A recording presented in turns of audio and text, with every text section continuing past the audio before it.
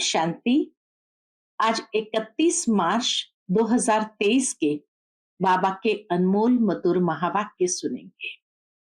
आज की मुरली में बाबा कहे, बच्चे इस दुनिया में कोई भी जब अपना राज्य भाग्य वापस लेते हैं तो लड़ाई झगड़ा आदि करके लेते हैं, परंतु तुम बच्चों को अपना स्वर्ग का राज्य भाग्य जो लेना है उसके लिए अपने मिजाज को बहुत मीठा बनाना है। कभी किसी को उल्टा सुल्टा शब्द नहीं कहना है।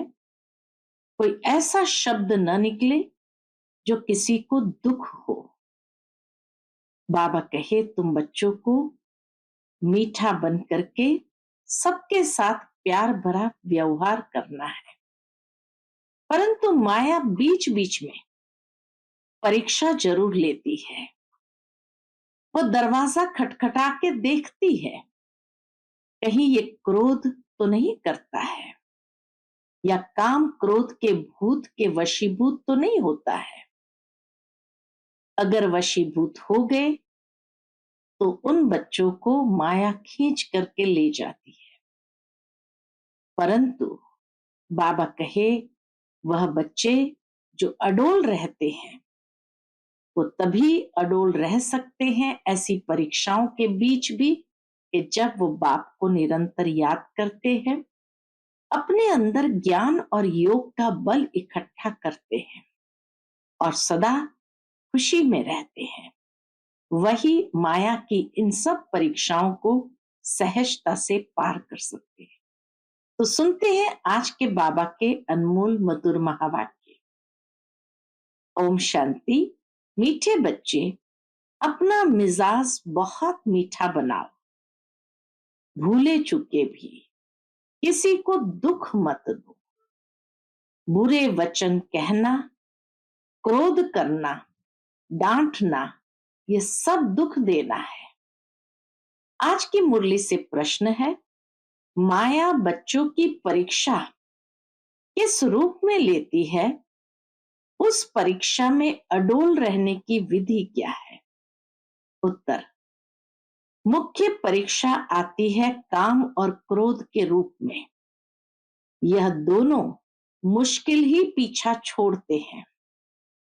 क्रोध का भूत घड़ी घड़ी दरवाजा खटकाता है, देखता है ये कहां भौं भौं तो नहीं करते हैं। अनेक प्रकार के तूफान दीपक को हिलाने की कोशिश करते हैं। इन परीक्षाओं में अडोल रहने के लिए क्या चाहिए? एक सर्वशक्तिमान बाप से योग रखना है, अंदर खुशी के नगाड़े बजते रहे। ज्ञान और योग बल ही इन परीक्षाओं से पास करा सकता है। आज की मुरली से पहले गीत बजा है, निर्बल की लड़ाई बलवान से। ओम शांति। बच्चे समझते हैं और बाप भी समझाते हैं कि तुम फिर से आए हो पारलौकिक बाप के पास और सब है लौकिक बाप। यहां है सब आसुरी बुद्धि, सतयुग में है दैवी बुद्धि। आसुरी के बाद फिर दैवी जरूर बनना है। आसुरी और दैवी, पतित और पावन में फर्क बहुत है। तुम जानते हो हम पावन थे, फिर रावण ने पतित बनाया है। अभी फिर बाप द्वारा हम फिर से पावन दुनिया का वर्षा ले रहे हैं। सतयुगी राज्य भाग्य का वह भी 21 जन्मों के लिए वर्षा हम ले रहे हैं। अपने ही सतयुगी राज्य भाग्य का वह भी 21 जन्मों के लिए। जब बाबा बच्चों को कहते हैं तब याद करते हैं, फिर भूल जाते हैं। जब बाबा याद दिलाते हैं तो बच्चे बाबा को याद करते, फिर भूल जाते हैं। जो बात याद रहती है वह फिर औरों को समझाने के लिए दिल टपकती है, अर्थात दिल में चाहना बनी रहती है। याद नहीं होगी तो दिल टपकेगी नहीं, फिर वह खुशी की उछल नहीं आएगी, मुरझाई हुई शक्ल दिखाई देगी। अभी तुम जानते हो, हम फिर से गंवाया हुआ सतयुग का राज्य भाग्य ले रहे हैं। वह जो कृष्ण से राज्य गंवाया था वह तो ले लिया, परंतु माया ने हमारा राज्य छीना है, ये कोई को पता नहीं है। कृष्ण से तो राज्य ले लिया हठ से, भूख हड़ताल आदि करके। यहां तो वह कोई बात नहीं, तुम्हारी दिल में है। हम 5000 वर्ष पहले मुआफिक फिर से राज्य भाग्य प्राप्त करते हैं। बाप की श्रीमत पर चलने से हम फिर से अपना राज्य भाग्य प्राप्त करते हैं। कैसे? बाप की श्रीमत पर चलने से। इसमें तलवार आदि कुछ भी चलाने की मत नहीं देते। कहते हैं बच्चे स्वीट टेम्पर बनो, अर्थात अपने मिजाज को स्वीट रखो, बहुत मीठे बनो। सतयुग में शेर बकरी भी इकट्ठे जल पीते थे, एक दो के प्यार में रहते थे। दुख का वार नहीं होता, यहाँ दुख का वार बहुत होता है। काम कटारी चलाना यह भी दुख का वार है। इसको बुरे वचन कहना व क्रोध करना, डांटना, यह भी दुख देना है। बाप कहते हैं इसको भी यह दुख नहीं देना है। अपना मिजाज बहुत मीठा बनाओ, भूले चुके भी दुख देने का काम नहीं करो।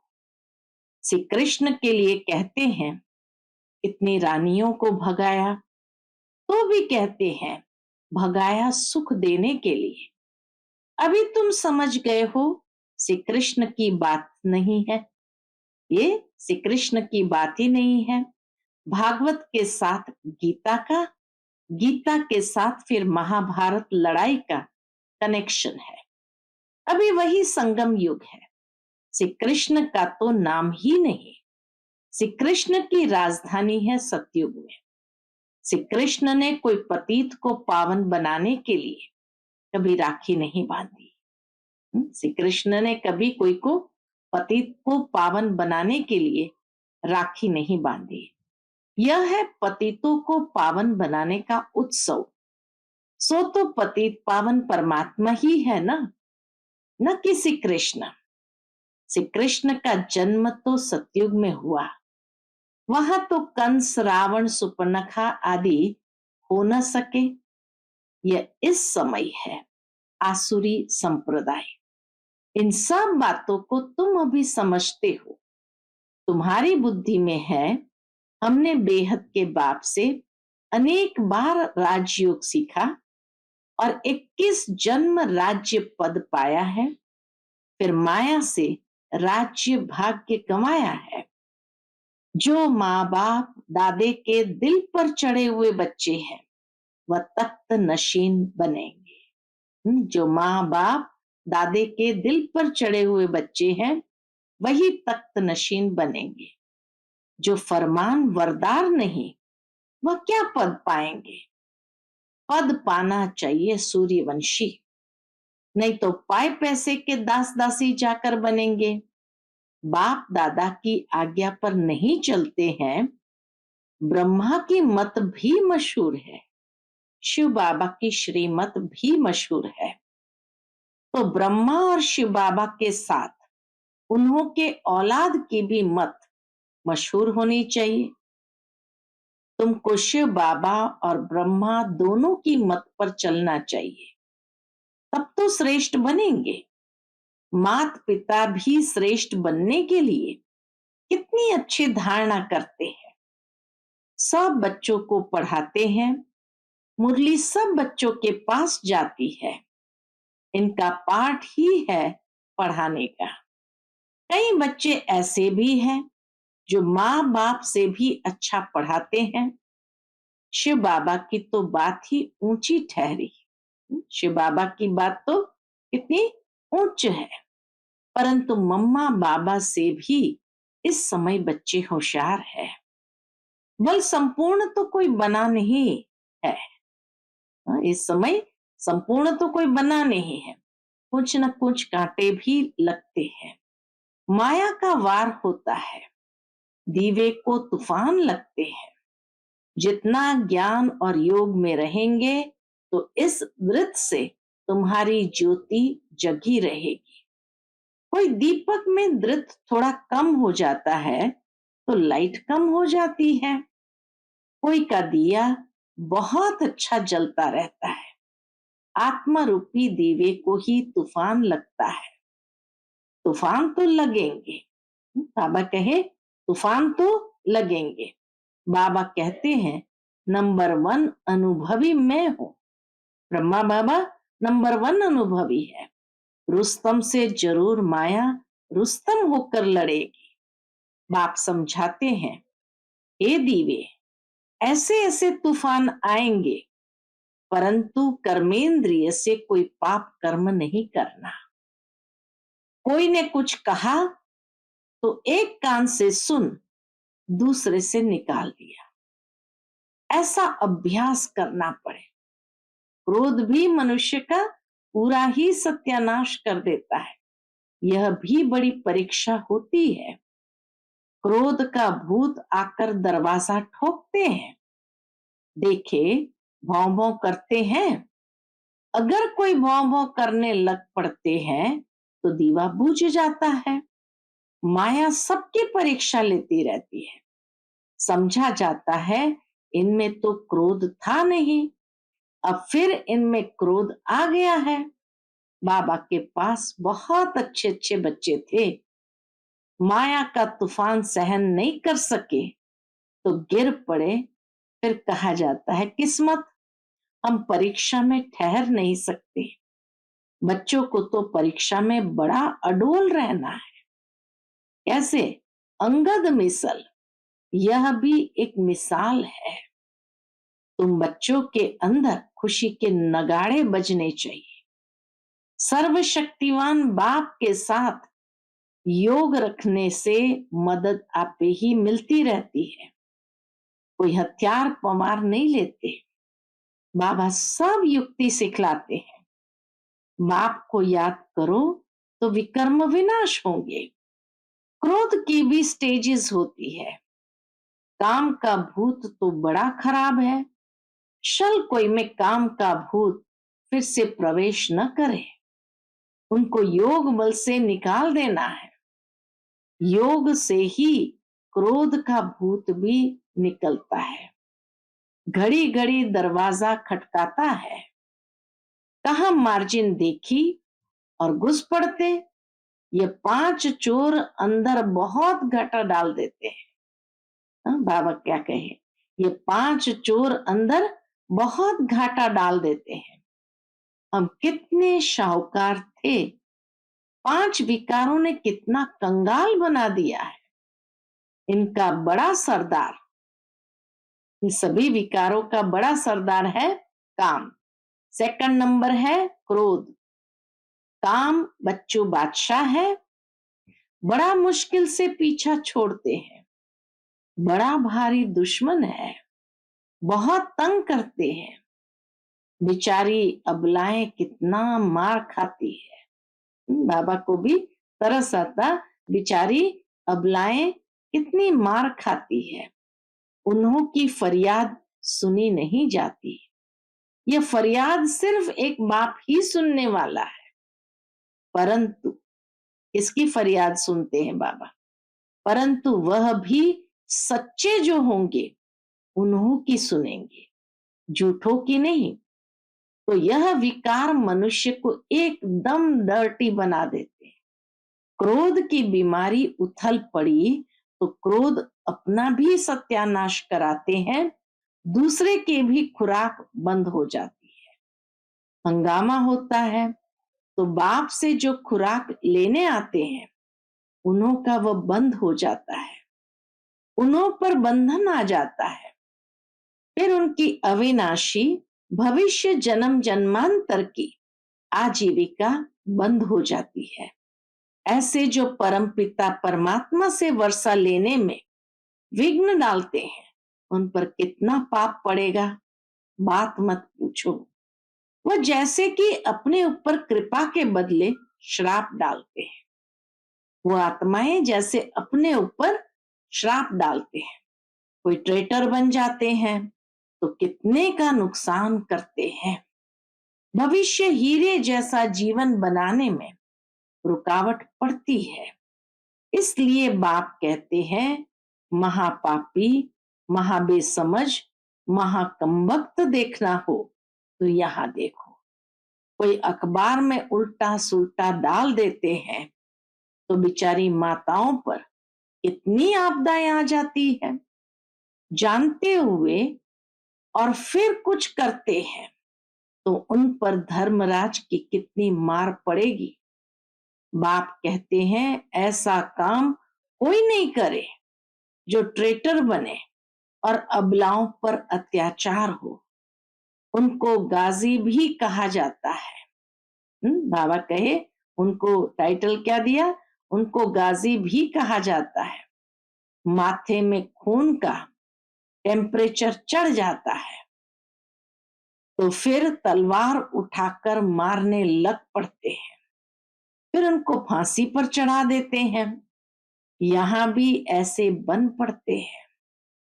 कोई में क्रोध का भूत आ जाता है तो कितनों की आजीविका बंद कर देते हैं। बाप कहते हैं, ऐसे के लिए फिर बहुत कड़ी सजा है। जो ट्रेटर बन विघ्न डालते हैं उनके ऊपर बड़ा पाप चढ़ता है। इसीलिए तो कहा जाता, चढ़े तो चाखे वैकुंठ रस, गिरे तो एकदम चकनाचूर। या तो वैकुंठ का मालिक या तो नौकर चाकर ऐसा काम जो करेगा तो इतना ही पाप आत्मा भी बनेगा। बहुतों को दुख देने के निमित्त बन जाते हैं। बाबा को तरस पड़ता है। माताओं का तो रिगाड़ रखना है।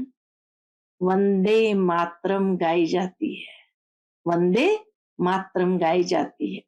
बाप आकर कलश माताओं पर रखते हैं। उन पर अत्याचार बहुत होते हैं तो सिक्के लदे बच्चों को मदद बहुत देनी चाहिए। अगर कोई मदद के बदले और ही उल्टा काम करते हैं तो कितना नुकसान हो जाएगा। बहुत सपूत बनना है, बाबा का सपूत बच्चा बनना है, असुर को देवता बनाना है। बाबा तुम्हारा जीते जी नया चित्र बनाते हैं। अभी संगम पर बाबा हमारा जीते जी नया चित्र बनाते हैं। आर्टिस्ट लोग चित्र बनाते हैं ना, फिर जो बहुत अच्छा बनाते हैं उनको इनाम मिलता है। ये बाप कहते हैं, मैं ज्ञान और योग बल से तुम्हारे चित्र ऐसे बना रहा हूं जो तुमको ये शरीर छोड़ने के बाद एकदम फर्स्ट क्लास शरीर मिल जाएगा तो मनुष्य से देवता बन जाएंगे। ज्ञान योग बल से तुम कितने गोरे बन जाते हो। बाबा जैसा फर्स्ट क्लास कारीगर कोई होता नहीं। ये बाप का ही काम है मनुष्य को देवता बनाना। यह है नंबर 1 सर्विस जिससे सारी दुनिया पलट जाती है। उस स्वीट फादर को कोई जानते नहीं, सर्वव्यापी कह देते हैं।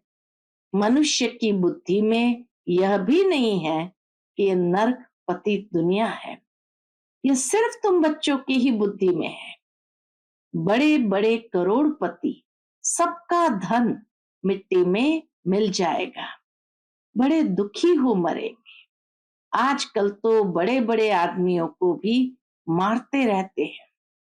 दुश्मनी कड़ी हो जाती है तो बात मत पूछो। बड़ा खराब समय आना है आगे, और भी बहुत खराब समय आना है। अब तुम बच्चे पुरुषार्थ कर रहे हो भविष्य के लिए, और कोई भी भविष्य के लिए पुरुषार्थ नहीं करते हैं। पुरुषार्थ में फिर माया भुला देती है, फिर जैसे के वैसे बन जाते हैं। माया एकदम मुंह फेर लेती है, इसलिए बहुत संभाल करनी है। माया क्या करती है? एकदम मुंह फेर देती है, इसलिए बाबा कहे बहुत संभाल करनी है।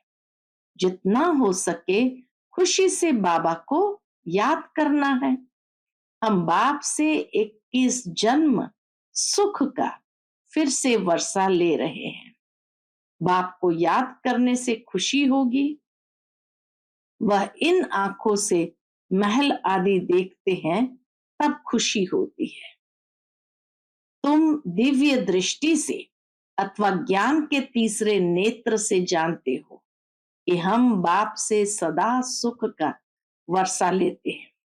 अगर बाप की मत पर चलेंगे तो सावधान तो करते रहते हैं, बच्चे श्रीमत पर बहुत मीठे बनो, चुप रहो और बाप को याद करो। मीठे बनो, चुप रहो यानी साइलेंस में रहो और बाबा को याद करो। तुम बच्चों जैसा सौभाग्यशाली इस सृष्टि पर कोई नहीं है। तुम स्वर्ग का मालिक बनते हो, वहां बड़ा सुख है, यह भी जानते हो। राजयोग वही सीखेंगे जो कल्प पहले सीखे होंगे। राजयोग वही सीखेंगे जो कल्प पहले सीखे होंगे। तुम देखते हो पंडे सर्विस कर फूलों को व कलियों को बागवान के पास ले आते हैं, फिर उनकी सर्विस की आफरीन भी मिलती है। ज्ञान है बहुत सहज। इस जीवन को मोस्ट वैल्यूएबल कहा जाता है। पत्थर से हीरे जैसा गरीब से शाहूकार बनते हैं। गाया हुआ भी है अतीन्द्रिय सुखमय जीवन गोप गोपियों से पूछो। कौन से गोप गोपियां? जैसे बाबा ने सुनाया, यह है बड़ी लॉटरी। बाप स्वर्ग का रचयिता है, तो बाप और स्वर्ग को याद करना बहुत सहज है। विश्व का मालिक बनना कम बात थोड़ी है। वहां दूसरा कोई धर्म होता नहीं। स्वर्ग में दूसरा कोई धर्म होता नहीं। बच्चे जान गए हैं कि हमने आधा कल्प अनेक प्रकार के दुख देखे हैं। अब बहुत अच्छा पुरुषार्थ करना चाहिए। इस दुनिया में कोई सुखी नहीं हो सकता, वहां तो सब सुखी होंगे। सतयुग में सब सुखी होंगे। ऐसे सुख के राज्य में ऊंच पद पाने में मजा बहुत है। बॉक्सिंग में घड़ी घड़ी थप्पड़ खाते गिरते नहीं रहना है। विकार में गिरा तो एकदम जोर से चोट लग जाती है। क्रोध भी बहुत खराब है। घड़ी घड़ी चोट नहीं खानी चाहिए, नहीं तो गिर पड़ेंगे। अच्छा, मीठे मीठे सिकिलते बच्चों प्रति माता पिता बाप दादा का याद प्यार और गुड मॉर्निंग। रूहानी बाप की रूहानी बच्चों को नमस्ते। हम सब रूहानी बच्चों की रूहानी माता पिता बाप दादा को याद प्यार, गुड मॉर्निंग और नमस्ते नमस्ते। शुक्रिया बाबा, शुक्रिया।